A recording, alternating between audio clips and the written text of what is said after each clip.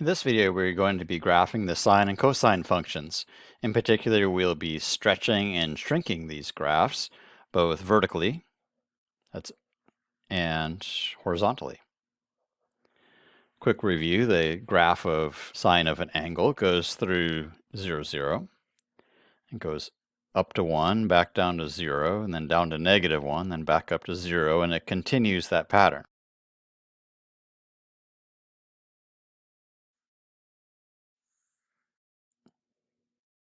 The graph of the cosine of an angle, well, that goes through the point 0, 1, then goes down to 0, and down to -1, back up to 0, back up to +1. And it continues that pattern. It doesn't stop there.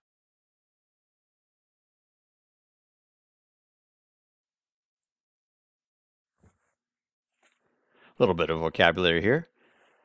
The amplitude of a graph is the height from the center line to the peak of a periodic function. So it has to do with how tall the graph is. So for instance, the amplitude of the graph of y equals sine of x equals 1, because the height from the center line up to its peak is 1 unit. Now the period, that's the length of one complete cycle before the graph repeats itself. Now the period of the graph of y equals sine of x, or y equals cosine of x, is 2 pi radians in particular. The period of both the sine and cosine graphs is 2 pi because that's how long it takes for the graphs to start repeating themselves. All right, in the first part of these notes, we are going to be focusing on the coefficient in front of the sine of x, or the cosine of x. Now, this coefficient is going to be stretching or shrinking these graphs vertically. In particular, if we look at the positive value of a, or the absolute value of a, when the absolute value of a is greater than 1, it stretches the graph vertically.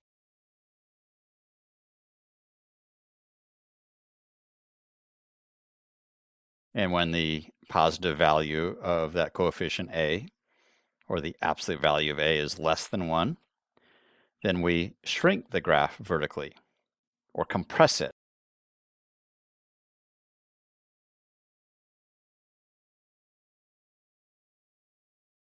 And one other thing, sometimes a is negative. And when a is less than 0, or when a is negative, then the graph is reflected vertically, or it's upside down.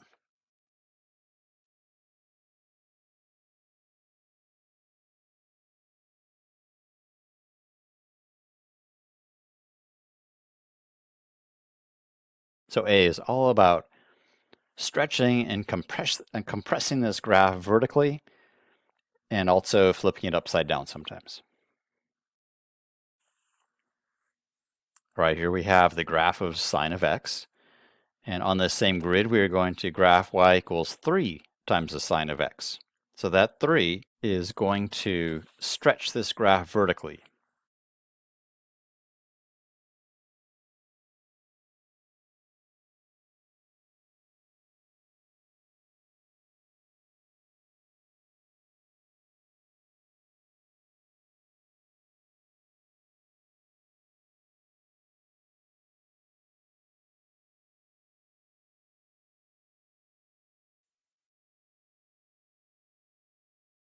Now here we have the graph of y equals cosine of x, already graphed. And on that same grid, we're going to graph y equals 1/2 cosine of x. So here we're going to compress or shrink the graph. So instead of having an amplitude of 1, it will have an amplitude of 1/2.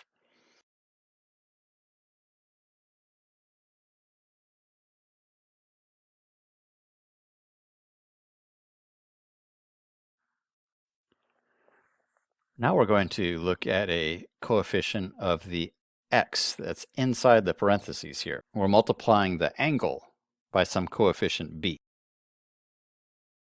So if we look at just the positive value of b, or the absolute value of b, when the absolute value of b is greater than 1, well, the graph is going to finish a full period faster.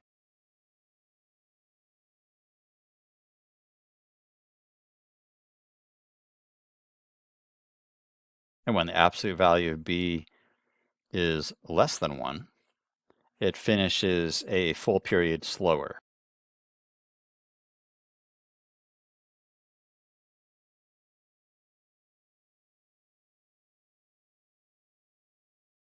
And when b is negative, or when b is less than 0, well, that's going to reflect the graph horizontally.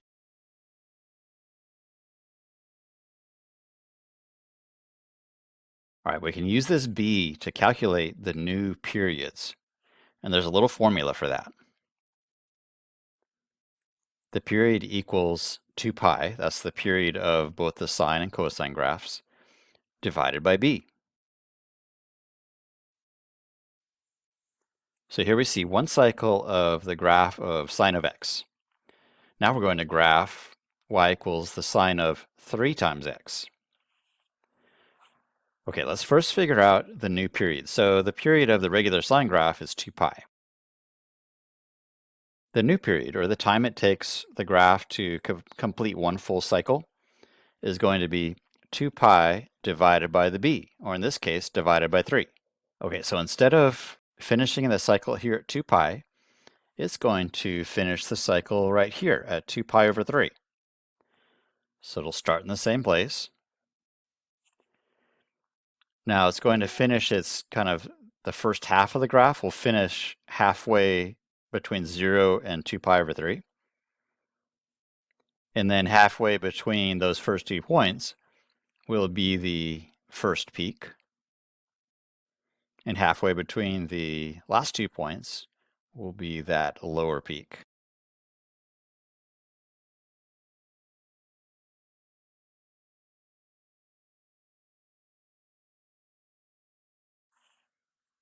Now we're looking at the cosine graph. And this time we have a b that's less than 1. All right, let's see what happens to the period. So we always start with 2 pi and divide by b. So in this case, we'll be dividing by 1/4. And this will tell us the new period. So we have a little math to do here. So let's rewrite this fraction as a division problem. So we have 2 pi divided by 1/4. Well, when we divide by a fraction, we can multiply by the reciprocal. So this is the same problem as 2 pi times 4 over 1. Put a 1 underneath this 2 pi just to help things out here. All right, now when we multiply two fractions, we multiply straight across the top and straight across the bottom. So here we have a period of 8 pi. So we can ignore that 1 in the denominator.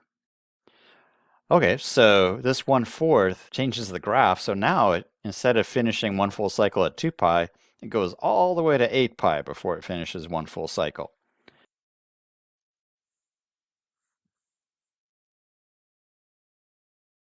Okay, once again, we're looking at the graph of sine of x, and we want to graph y equals sine of negative x.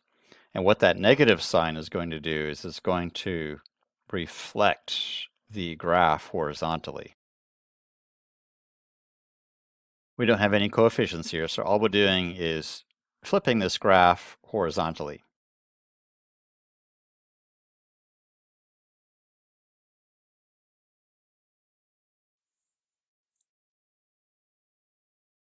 All right, here we're looking at one cycle of cosine graph. And we want to graph y equals cosine of negative 1/2 x. All right, once again, the negative sign is going to reflect the graph across the y-axis, reflect it horizontally. And this coefficient, this 1/2, will slow down how fast this cycle is repeating itself. So let's calculate the new period, how long it takes the graph to finish one full cycle. So we'll take 2 pi. We always start with 2 pi when calculating the period. We're going to divide by b. Well, let's just go ahead and divide by positive 1/2. Got a little math here, so it'll be 2 pi over 1 divided by 1/2. So we change this fraction into a division problem. Now let's multiply by the reciprocal. So we have 2 pi over 1 times 2 over 1. So we'll take this equation, or this graph, 4 pi to finish one full cycle. So two things. We're reflecting it horizontally, and we are stretching it horizontally.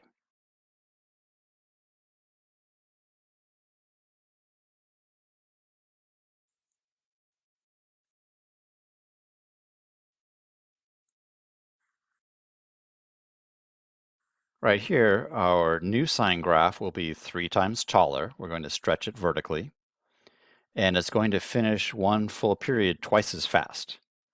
So we need to move these 2 points to fit this graph. Well, 0, 0, when we multiply 0 times 3, we're still at 0.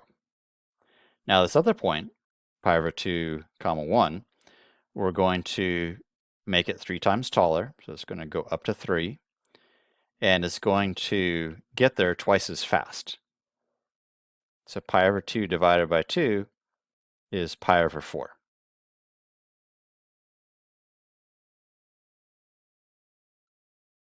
Now here we'll have an amplitude of 4. The negative sign will reflect our graph across the y-axis, and it will finish one period 2/3 as fast, or in other words, it's going to slow down a little bit or stretch out horizontally. Now, neither of those changes will affect the point 0, 0. Now, for the second point, the amplitude will now be 4, so that'll move it up to 4. And the negative sign, we're going to reflect it across the y-axis. So instead of positive pi over 2, let's go over to negative pi over 2. And then it's going to finish 2/3 as fast. Well, right now it's at negative pi over 2. Let's go ahead and divide that by 2/3 to figure out where the new location is. So we're going to take the x-coordinate of this point, negative pi over 2. We're going to divide by 2/3, or in other words, multiply by the reciprocal, and we get negative 3 pi over 4. So we need to move this second point so it has an x-coordinate of negative 3 pi over 4.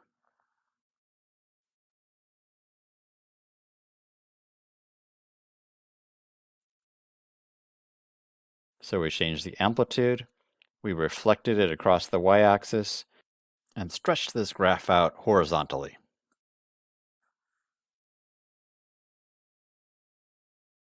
Here the graph of y equals cosine of x is already graphed for us. The negative 4, that is going to stretch this graph vertically and reflect it upside down. So instead of being up at positive 1, this is going to go down to negative 4. Now the negative 2, the negative sign will reflect this graph horizontally or across the y-axis. So I'm going to flip this point over to negative pi over 2.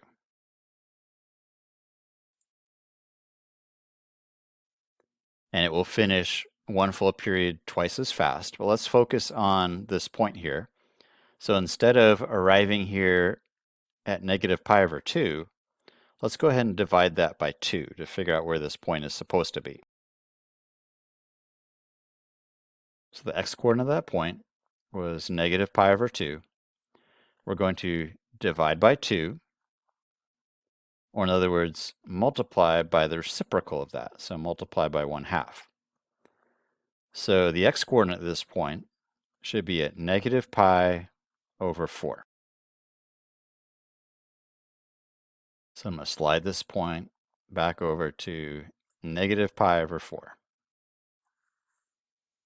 So we stretched the graph vertically by a factor of 4, reflected it upside down, reflected it across the x-axis, and changed the period so it finishes one full period twice as fast. Hope these examples have been helpful. This is Mr. Ela, signing off.